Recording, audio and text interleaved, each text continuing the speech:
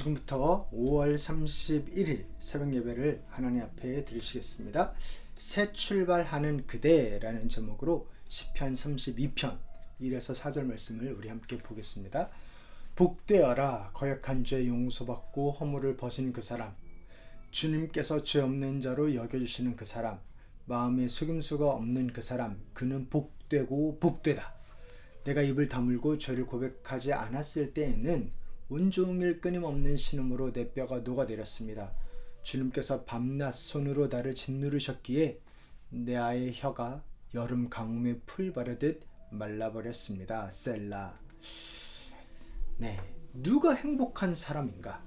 어떤 사람이 복받고 복받은 사람인가?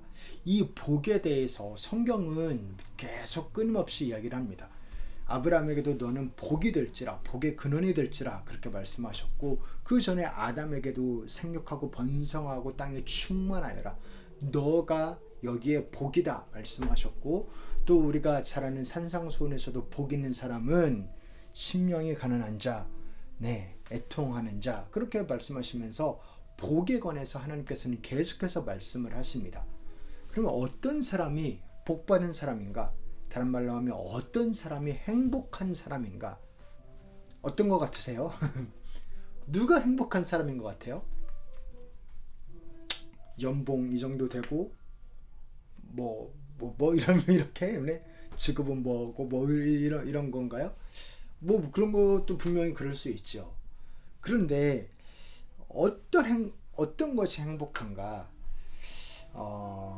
다윗은 돈도 많았고요.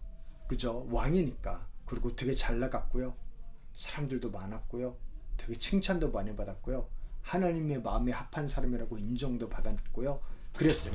그러면 어떤 사람이 진짜 복받은 사람인가라고 다윗은 이야기를 할까? 다윗은 이렇게 이야기했습니다. 용서받은 사람. 죄가 없는 사람이라고 말 안 했어요. 죄가 없을 수 없거든요. 우리가 죄가 있고 죄에서 벗어날 수가 없고, 그렇기 때문에 용서받은 사람. 우리 같이 한번 읽어보겠습니다. 복되어라 거역한 죄 용서받고 허물을 벗은 그 사람. 너무나 맞는 말 아닌가요? 죄가 우리를 짓누르지요. 정말 뼈를 녹일 것처럼 후회와 회한과 실수와 실패와 잘못 때문에 피눈물을 흘리기도 하고, 그리고 자책하고, 그 넘어진 것 때문에 스스로를 이렇게 자학하고, 어떤 사람은 자해하기도 하고, 삶을 포기하기도 하고, 나는 글렀어, 쓰레기야 말을 하기도 하고, 그렇게 나를 비판하는 만큼 다른 사람들도 비판하기 때문에 항상 비판적이고, 그러한 죄에 대해서 비난하는 것, 정죄하는 것과 내가 나를 향하여서 그렇게 스스로 작아지는 것과 그 모든 것 결국 이놈의 죄가 정말 어렵게 하는데요. 그런데 그 죄가 해결될 수 있다라고 한다면, 그래서 그 죄를 용서받고 허물을 벗은 사람이 행복한 사람이구나, 다윗은 고백한 겁니다. 너무나 맞는 말 아닌가요? 죄가 해결된 자, 그 자가 행복한 거죠. 그러면 그게 어느 정도로 해결이 되는 건데, 내가 잘못한 사람들이 하나하나씩 다 용서를 해주는 건가? 그것도 맞는데요. 그 이상을 말합니다. 뭐라고 말하냐면, 주님께서 죄 없는 자로 여겨주시는 그 사람, 마음에 속임수가 없는 그 사람, 그는 복되고 복되다. 누가 죄가 없다라고 인정해 줬냐면 하나님 보기에도 죄가 없는 그 사람. 완전 복되죠. 하나님은 나의 속마음과 나의 비밀과 나의 그 뉘앙스와 나의 위선과 나의 그 초라함과 그 모든 것을 다 아실 텐데, 적나라하게 아실 텐데, 근데 그분이 나를 용서해 주신답니다. 마음에 속임수가 없는 그 사람. 그러니까 내가 보기에도 깨끗한 거예요. 나 스스로 괜찮다 하는 게 아니고 진짜로 뼛속 깊이 용서받은 걸 알기 때문에, 진짜 용서받은 거구나. 하나님이 꽁 해가지고 있다가 어째 확 갚는 게 아니라 진짜로 하나님 앞에서도 나도 정직하게 용서를 받은 거구나. 나의 이 가소로움을 끝나지 않고 하나님의 존귀하게 여기시는 걸로 바뀌었구나. 진짜로 믿는 사람. 그러면 어느 정도의 큰 죄를 용서받았길래 이러한 고백을 하나?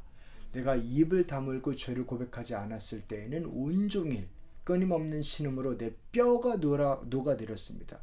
내 뼈가 녹아내릴 정도의 스트레스를 주는 그런 죄. 주님께서 밤낮 손으로 나를 짓누르셨기에 나의 혀가 여름 가뭄에 풀 마르듯 말라버렸습니다. 차마 어떤 말도 할 수 없는 그런 죄가 용서받았답니다.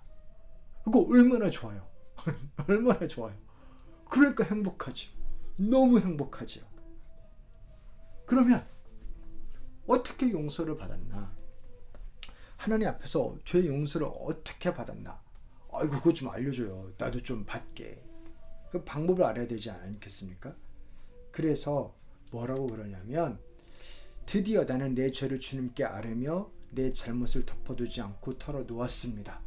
내가 주님께 거역한 나의 죄를 고백합니다 하였더니 주님께서는 나의 죄악을 기꺼이 용서하셨습니다. 내 잘못을 하나님 앞에 말씀드리고 죄송합니다.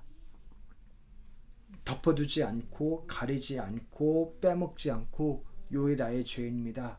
고백하니까 내가 죄인입니다. 고백하니까 하나님이 기꺼이 용서하셨답니다. 뭐라는 거예요? 고백하라는 겁니다. 잘못했다라고 고백하고 그러면 용서를 받을 거랍니다. 기꺼이. That's it. That's it. That's it. 아니, 죄를 말씀드리면 더 열받으시지 않을까요? 더 실망하실지 않을까요? 우리 주님은 안 그러십니다. 사람은 그럴 수 있는데요. 아니, 이런 것도 죄지었고 이런 생각을 품었어? 하면서 실망하고 막 마음이 다치고, 사람은 그럴 수 있겠지만 하나님은 그러지 않으십니다. 우리가 잘못했다라고 고백하면 저는 미쁘고 의로우사 우리를 죄에서 사하여 주실 것이요, 오히려 우리가 잘못이 없다라고 하면 거짓말하는 것이다. 그렇게 말씀은 이야기합니다. 그래서 사랑하는 성도 여러분, 죄를 용서받는 방법이 있습니다. 없지 않습니다. 하나님이 분명히 말씀하셨습니다. 뭡니까? 고백하는 겁니다. 자백하는 겁니다. 그리고 용서를 받는 겁니다. 할렐루야. 얼마나 좋아요. 방법이 있다니까. 얼마나 다행이에요. 자유할 수 있다니까. 얼마나 눈물 나요. 그 은혜를 베풀어 주신다니까. 하나님께서 죄를 용서하십니다. 방법이 없지 않습니다. 용서하십니다. 용서를 받으십시오. 그 은혜를 누리십시오. 자유를 얻으십시오. 마침내 하나님을 만납니다. 어떤 하나님? 용서하신 하나님. 그렇게 용서를 받으면 용서를 받은 자가 할 수 있는 고백이 있어요. 드릴 수 있는 기도가 있습니다. 뭐냐면 알려주는 거예요. 받으라고. 스트레스 때문에 뼈가 녹아내리지 말고 마음이 무너져 내리지 말고 그 좋으신 하나님을 만나라고. 경건한 사람이 고난을 받을 때 모두 주님께 기도하게 해주십시오. 다들 좀 기도 좀 하게 해줘요. 주님, 왜냐면 이거 너무 좋으니까. 고난이 홍수처럼 밀어닥쳐도 그에게는 미치지 못할 것입니다.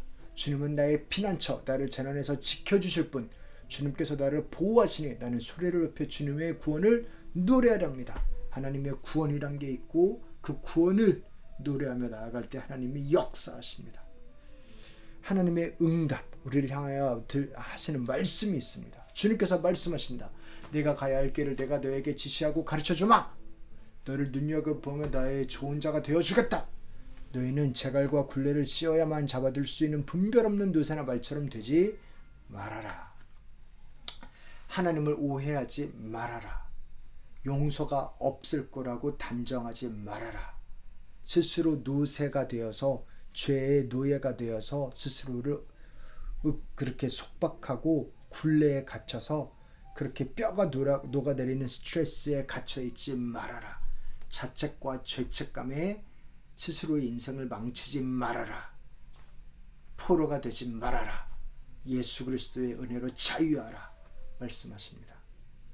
결국 뭐냐면 새 출발하라는 것입니다. 오늘 말씀의 제목이 새 출발인데요. 새 출발이 있습니다. 새 출발이 있습니다.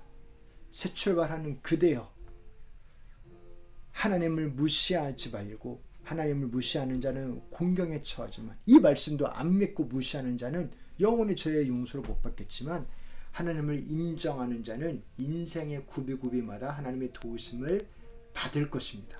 하나님의 사랑을 깨달을 것입니다. 그래서 악한 자에게는 고통이 많으나 주님을 의지하는 사람에게는 한결같은 사랑이 넘친다. 의인들아, 너희는 주님을 생각하며 즐거워하고 기뻐하여라. 정직한 사람들아, 너희는 다 함께 기뻐하며 환호하여라. 아멘. 이 처음에 그렇게 시작하잖아요. 죄를 용서받는 자가 복되다. 그거를 쭉 묵상하고 삶으로 체득하고 나니까 기뻐하고 환호하라로 끝나는 겁니다. 악한 자, 즉 하나님을 무시하는 자는 고통이 끊이지가 않습니다. 그러나 하나님을 의지하는 자에게는 사랑이 넘칩니다. 용서와 희생과 자비가 있기 때문입니다. 사랑하는 성도 여러분, 우리 예수님이 이 땅에 오셨는데요. 그게 크리스마스잖아요. 왜 오셨나?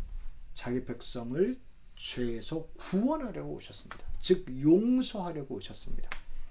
하나님은 우리에게 뭔가 너 나한테 이래, 그럼 내가 복 줄게, give and take 하려고 오신 분이 아니고요. 용서하려고, 구원하려고 오신 분이십니다. 그래서 그 용서를 믿읍시다. 우리가 맞아요. 하나님이 다 용서하셨죠. 말은 하면서 오늘의 죄를 용서하실 거라고 안 믿는 적은 혹시 없습니까? 나의 먼 옛날의 죄는 그렇죠, 용서하셨죠 하면서 바로 어제 지은 죄, 오늘 지은 죄는 안 용서하실 거라고 굳건하게 믿은 적은 없으십니까? 아닙니다. 우리 주님 용서하십니다. 주님의 영이 계신 곳에 자유함이 있느니라. 하나님의 용서가 있는 곳에 자유함이 있습니다. 그래서 그 은혜의 강가로 나오시고 용서를 받으시고 하나님을 만나시기를, 그 하나님을 누리시기를 다시 한번 주님의 이름으로 축원합니다. 이제는 우리 주 예수 그리스도의 은혜와 하나님 아버지의 사랑과 성령님의 교통하심이 새 출발, 용서를 받으며 하나님을 향하여 새 출발하며 나아가는 우리 귀한 성도님들 가운데 이제부터 영원토록 함께 있을지어다. 아멘.